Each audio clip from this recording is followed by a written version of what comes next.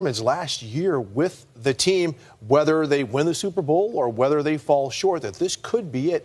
Do you see that? I mean, them parting with a player this good at such a valued position, could he be gone? I did sit down with Richard and have a meal a couple weeks ago up in Seattle, and he's in a much better place than he was when last season ended. It was a trying season for him in a lot of ways, and certainly they dangled him in trade talks, though they wanted a lot. And Richard told me, I never believed any team was going to pay what they were asking. And he said, listen, if you knew how many guys they'd talked about trading over the years and it never happened, you'd be stunned. But his larger point to me was, we don't do things conventionally. We have a much different style of inter-team relations than anywhere else. And you may look at us from the outside, not understand it, and think it's dysfunctional or weird.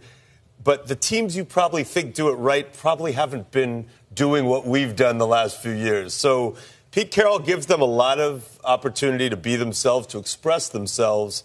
And I guess I would just say this. Normally this could be a real awkward situation.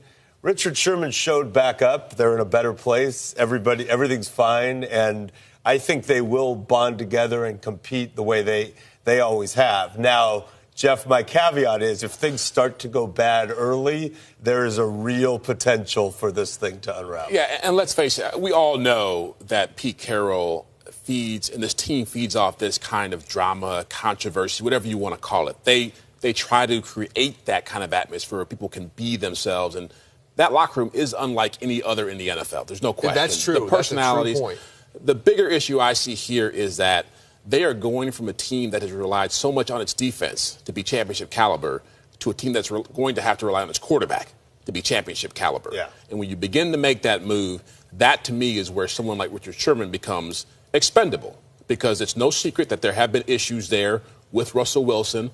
Sherman's have been more publicly discussed lately, but there's been a lot of people in that locker room who've had issues with him as far as his personality and the way he carries himself and whether he's a fraud or not.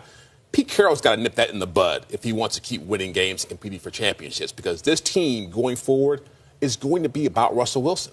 Yeah. I want to get back to that, but one thing, and again, I was just up there and I spoke to some folks with the Seahawks, and we talk about this tension of this locker room. They said that was intentional. When this staff first got to Seattle, they saw a team of, okay, these guys are okay, but they're all good guys. They need an edge. So I was told that they purposely went out and got players with an edge, with their own individual personalities that they knew could compete at a high level like they've competed at the past couple of years. The thing that they've really got to manage more than anything now, and this is what was said to me, is other individuals